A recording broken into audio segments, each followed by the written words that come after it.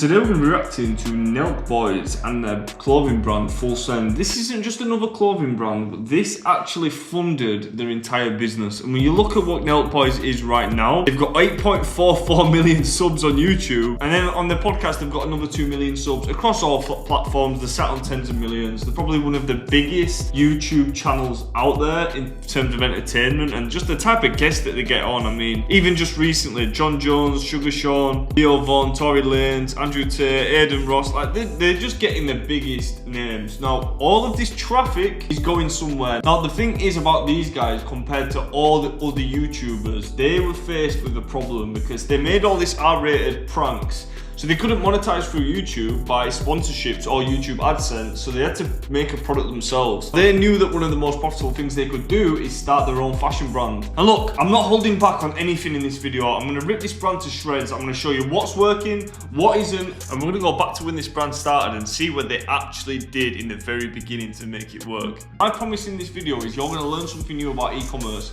And if you're a brand owner right now, you can apply it to your own brand and make a lot of money with it. And look, by the way, if you're a business owner, I'm not gonna waste any time with you. I'm not gonna you either. We help fashion brands make more money with email marketing. Why? Because it's your most profitable channel. So if you like making money, click the link in my bio and book a call. If not, carry on watching. So look, here we go. First thing, when you look at the brand, I always start with where's the traffic coming from. So look, they've obviously got this massive, unbelievably huge asset of 8.44 million followers, subscribers shall I say, and that's only on one channel, right?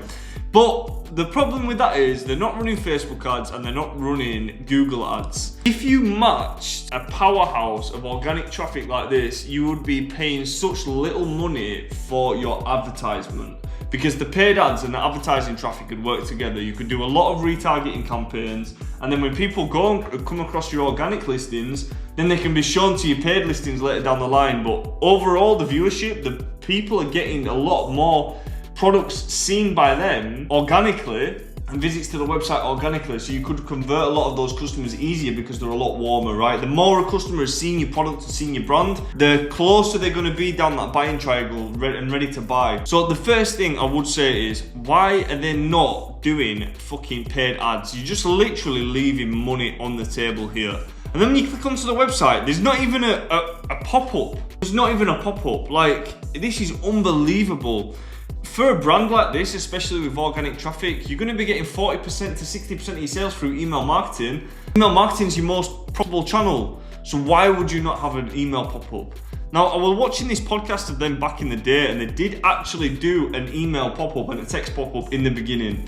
So when they started off, they had a problem. They was in the early days, weren't earning money from this yet, and it was all just a prank YouTube channel. They kept doing the pranks and updating it, but the pranks were getting harder and harder to make because YouTube demonetized them, and then brand deals didn't want to work with them. Yet they still needed the money to live and actually go into the pranks. So here's what they did. They ordered some products, some samples of some hoodies, and they ended up ordering 2,000 hoodies. But this is the major turning point. This is the absolute biggest benefit that you have if you're running a fashion brand yourself. If you've already got an organic traffic and an audience that you can showcase the samples to, you can gauge the interest off of that audience, and then when you drop the product or you invest in the product, you know that they're already there. This can be done on a much smaller scale. You could do this by literally pulling your phone out and starting to make videos. You could make short form videos talking about a niche of what your product's in for 90 days, gather a little bit of an audience, and if you get 100 people to buy, that takes the risk away from ordering the products. Because how many businesses do you think that have attempted to start, but they just get flushed out because all the capital goes on their first drop and they don't make the sales? Well, when you've already got that existing audience and you're that engaged with it, like Nelk Boys were and are, right? You can actually just showcase them the sample, tell them the whole process, and they're way more engaged and likely to buy when you end up dropping that product. And that's exactly what these guys did. So at the very beginning, when they were super broke and they had no money, that is what they did in stage one. And when you're on a tight budget and you've only got a little bit of money to invest in stock, that is when it's most important. But what they did from that one decision in the very beginning, now they've got a business that's doing $70 million a year. They're getting the biggest guests that there are in the entire planet: Donald Trump, Kennedy, Patrick Bet-David, Dana White, Will Smith, Jake Paul. All because of that one decision. They literally built their entire business on the back of this clothing brand. So that's how important it is in the very, very, very beginning. The thing is, when you are building an organic channel and it's more one-on-one, you haven't got the restriction of just being able to talk about your product. The way around it, and this is what you're gonna see a lot more now since we're going into the late 2020s, the brands that are doing the best are the brands with a personal brand behind them. Because people are on the internet every single day and they're watching these channels and they trust the channels and they trust the people in the channels. So if you can sit and create content around something and then position a product into the organic traffic, focusing on entertainment first, that's where you can end up winning. And it's a long process, but at the end of the day, guys, these type of businesses, these are the big cash cows, right? Everyone loves this online, make money online, right? But if you make a good ecom business and you build it properly, that's where you're selling for multiples, 5x's. This is where you're getting the real big sales if you decide to sell it, and this is where you're getting real cash flow. Now, look, there's a few things that they did. They built this demand inside the content organically, and this was just them talking and showcasing the production, but they were focused on the media first and the brand second. Now, they weren't just selling hoodies, right? They were building trust and building loyal fans through YouTube already. And these fans actually felt invested into the Full Send style beforehand. And this is really important because they didn't just have reach, they actually had an identity-based attention. And the tactics that they used for this was consistent weekly content of the pranks and showcasing the products. They actually integrated the merch drops organically within the videos, and it never felt like they were hard selling it. They were just showcasing what they were doing. And what they actually did was, they were actually completely honest why they started the brand. They were saying, look, we can't get any sponsorships. We don't have any sponsorships. You guys are funding this. Can you imagine what type of relationship that builds? Like when they're feeling like, we're getting so much entertainment off these guys and we're funding it and they're making content for us. Like you can't, if some big corporation with all the money in the world comes and tries to make an e-commerce brand, you can't replicate that. You can't replicate that grassroots authenticity, you just can't. So the takeaway for this is, most brands start with chasing traffic and start spending all this money, but Full Send, they earn the loyalty of a set group of people first. And look, you only need to get 1,000 people to buy something from you and you've made an insane amount of money. You've made enough capital to buy multiple sets of stock and build an entire business out of it. And also collect the data, because the thing is, if you can sell a lump sum of product, you've got a lump sum of customer data. If you can get those customers to come back again, then that's where you build an entire business off it. Now, the next thing that I want to touch on is the drop-based scarcity model. So you're going to be familiar, you've seen clothing brands before that do drops. Now, people usually just think that they do this just to sell loads of stuff in a day, and it kind of is that, but when you're in that beginning stage, because it's custom clothing, you've got to order a lot of minimum order quantity. You need to liquidate that as fast as possible. Otherwise, you can end up not selling that stock and then you're out of the game because you're out of capital because you've spent so much on the stock. And if you're a clothing brand and you've got custom product made, no one buys it, you're fucked. No one's buying that shit, yeah? So look, the best way to do this, and what they did in the beginning, was SMS and email campaigns, because when you capture that data, you're taking the power off of the YouTube algorithm and you're putting it in your own hands, because you can directly reach that customer and you can send them more targeted messages. Let's say someone's buying hoodies, you might start sending them hoodies. Let's say it's always the colder part of your country that's buying the winter coats, you can send the winter coats to that set of person through email. So very powerful, and that scarcity, it actually increases the perceived value, because when people look at something that's scarce and a lot of people are buying it, there's a reason why psychologically they're buying it. So then they look at it like it must have value because the people are buying it. Now, the next thing they did was post-drop amplification. This was increasing that fear of missing out. So what they do is, they'd go back onto the YouTube videos and they'd say, this is how the drop went. They'd showcase it, they'd show the products being ordered, they'd show the traffic on the website, and they'd say, this sold this fast. And then every single time they were able to say, like, you know, this shit sells out. If you want it, get on it really fast. This means that every time the products came up, they would just sell out. Now, when you go onto the website now, it's got stock just ready to be shopped. So they're not doing that anymore. I mean, it doesn't last forever, right? You can't do that forever. But the reason why this is so important in the beginning stage, if you can pull this off, is because it gives you the capital within your business to have the money in the stock. because you need the stock to be able to sell. But once you have that massive pile of stock, you're able to make some good cash flow with it and keep growing the business over and over. So really pivotal moments in the beginning actually set your future up massively in e-commerce. And the next thing is no paid advertising, so 100% organic growth through owned channels as well. Now this is massive because you've got to think, right, most brands, they take the profit and half of their profit is usually on customer acquisition on paid advertising. So if you take that paid advertising out, they make double the profit for the same amount of product. So if you're competing with somebody who has to sell 2,000 units for every 1,000 units you sell and they make the same amount of money, well, you've had a much easier time selling half the products but making double the profit. So those two companies now can't compete, right? And that is the big difference with having an organic traffic channel and not having paid ad spend. And especially in the beginning, you're taking on way less risk. Because look, ecom businesses are hard, right? Once you get them right, they're absolutely amazing to scale and give you consistent cash flow, and you actually can build a lot of value in them. But ecom businesses can be very hard in the beginning. If you don't try and look for these little pockets of where you can get an advantage, you're gonna really struggle to build your brand. Now, the next thing is they're really focused on the community. And this is probably one of the major gifts in e-commerce. I remember when I used to run my brand, right? I would literally call customers who maybe shopped a couple times, or maybe just customers at random, and I'd just say, hi, thanks for the product, is everything okay? Thanks for the order. Because look, when you do this, if you can convince 1,000 people to be loyal customers, that is enough to make a business highly profitable forever and build it forever, because these people shop again and again and again. And it just means that every time you invest in quite a lot of products, you're gonna have a big enough group of people that are gonna be loyal fans and buy whatever you're selling. If you can curate that, that is where you're gonna really be able to build a strong business, because you've always got that big group of people who are shopping over and over again.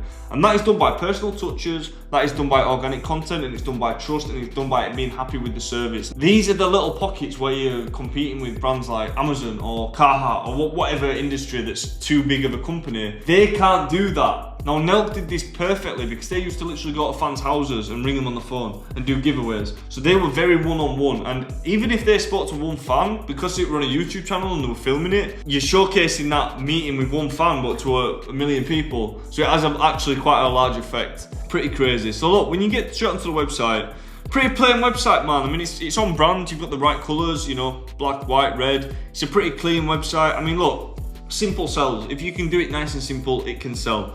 But it's like a Supreme style type of products. I mean, they build the products around the guys, you know, they've got their businesses in it. They've got the collab businesses when they do stuff with Trump, you know, golf speaker, a lot of it's golf related stuff. Then they've got a lot of UFC related stuff.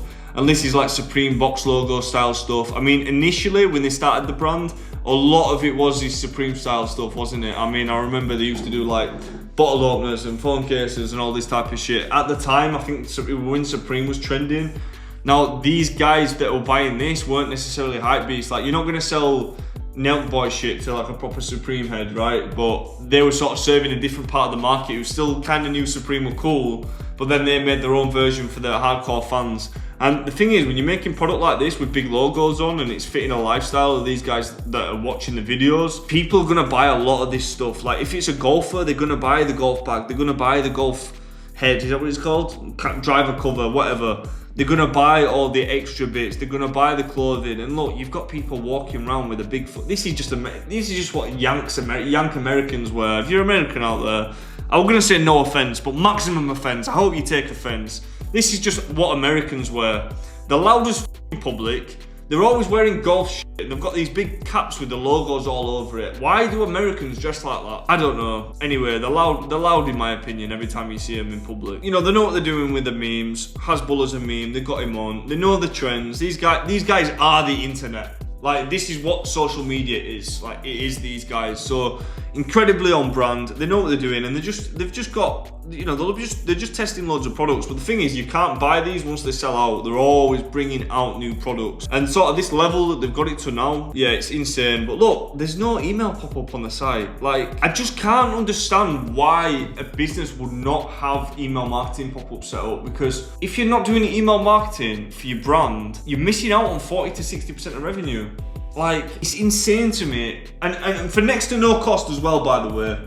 And it's just insane to me how you can have a team of people and none of them are doing email marketing. And these guys did used to do it back in the day, so I wonder what the reason for that is. Because ultimately with organic traffic, that's going to be your best source of income, especially with e-commerce. They're focused on that initial pouring of traffic. So look, an 8.44 million subscriber channel and you're getting 90 million views every 6 months. You can get away with not doing some of the ecom shit, right? But these things that you want to do if you're a smaller brand, because this is where you get the advantage of bigger brands like this. When you actually do all the bells and whistles, even if it's just 1%, I mean, email's 40%. That's why I help people with email. But even if you do all the 1%, the 1% add up and you start making a lot of money with it even when you're small. Yeah, pretty good. You know, it's just standard. I think the quality of this stuff's actually pretty good as well. And the thing is, what you need to look at with brands like this, you just cannot beat the fact that these guys are having people watching 45-minute videos, 23-minute videos. They've got a team of 10 people and they're all wearing the product.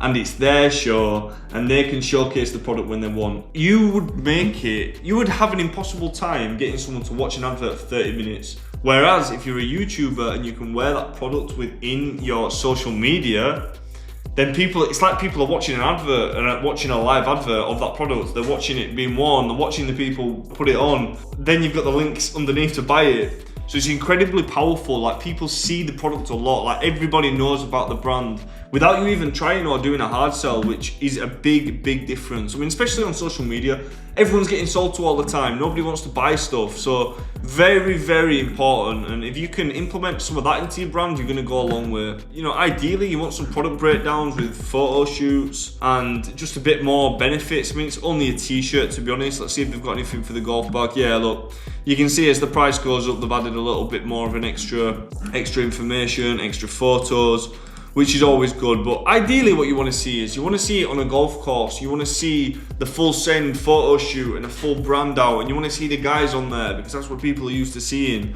I mean, it's pretty plain, but look, these guys are making a lot of money. They're making a hell of a lot of money, but it's like, why would you not do all these things?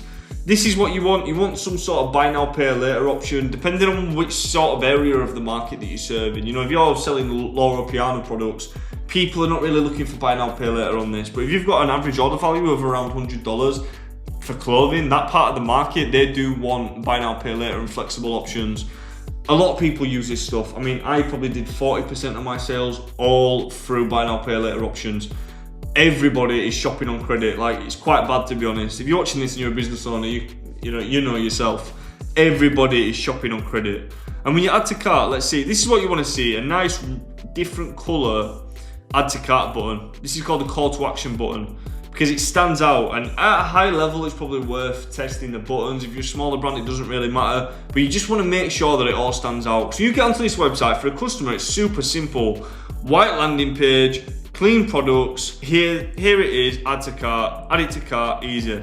We've got some upsells, this is what you like to see. So instantly they've got an incentive for free shipping. So if you add orders over $100, it's trying to get you to spend more money so you can get free shipping and get some money back. That's what you want to see. What we've also got here is an upsell for package protection. This is just a way to get your average order value up, and then they've got upsells of 2 little products here. That's good, that's what you want. And you see, this is automatically added. That's a little bit cheeky actually, but you can check out without free returns and package protection here. But look, if you go on that, yeah, and this is also good to see. So they've got an upsell in the actual back end of the checkout as well. Just give people more opportunities to purchase products. And they accept crypto as well. This is pretty decent.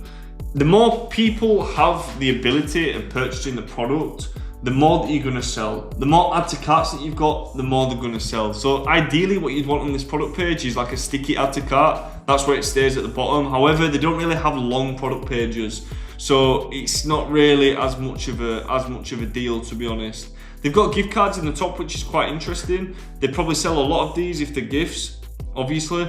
And yeah, overall it's pretty plain. So look, let's just give a little bit of a rating, okay? So first off, the product market fit. Now these guys, they're bringing out that much product where it's just like, some's gonna sell, some isn't. They're doing market research, they know what they're doing. So the product market fit, it fits the aesthetic that they've built and the audience that they've built, and they're very in touch with that audience. So the product market fit, I'm gonna give it an 8 out of 10. Now, next thing is the branding. Look, you cannot deny that they know what they're doing with the products. They've got high profile collabs for things that are trending, like Hasbullah, for people that are trending, and for actual things they're involved with. And this is like legitimate crossover, so you know, and stuff like this. It's just going the extra mile getting these type of accessories. So the branding, you've got to give a 10 out of 10. They're taking that same concept of drop style and they've basically copied Supreme, which is absolutely fine, by the way. Everybody copies everyone. Fucking Gucci copies Louis Vuitton. If a chunky trainer starts getting popular, all the brands copy each other, so there's nothing wrong with that. Branding 10 out of 10, 100%. Conversion rate optimization, it's not very good. It isn't very good. I mean, you can add products to cart easily. They don't have much information. They don't have any high quality product shoots. They don't have any upsells on the product page, and they don't have multiple buy now, pay later options, and they don't have email marketing. So what you're gonna be getting is an average conversion rate for, you know, a site running warm traffic, so paid ads, is gonna be about 3% on average. So you've got 97% of people not buying. Now, a lot of those people have actually gone to the checkout and not purchased, just like I did then. Now, the problem is, if I just got distracted and my doorbell went off or my tea got ready and whatever the reason is, I might have bought that product, but because I got distracted, I couldn't.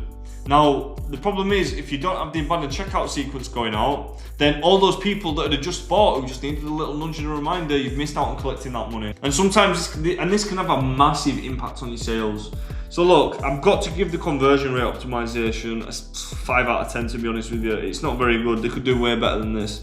Marketing strategy, they're not doing paid ads. They probably don't need to, so I'm not gonna give them a hard time on that. Marketing strategy, got to give that a 9 out of 10, just because it'd be a 10 if they were doing paid ads and stuff like that. But the organic, these guys are the best organic in the game. A lot of notes to take. But look, the reason why I want to just bring this up is because people get stuck at social media and they think if you've got a brand, you just have to do content on your actual brand. But these guys are showing that you don't.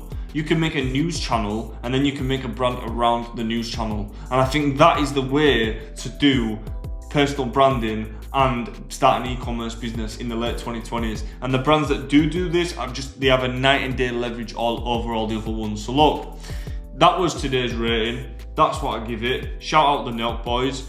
Maybe ask Netanyahu some better questions next time. There's gonna be a video coming up right about here. You wanna take a watch after this one, but till next time, respect. What?